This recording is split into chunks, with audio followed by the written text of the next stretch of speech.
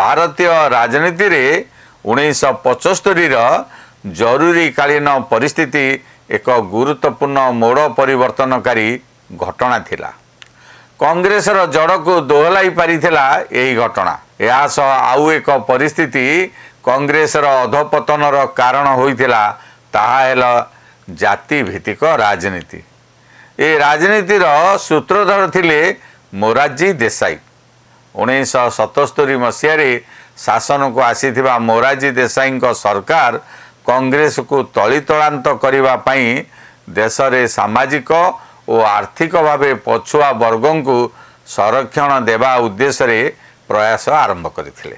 बिहार पूर्वतन मुख्यमंत्री बीपी मंडल को नहीं एक कमिशन गठन करागला।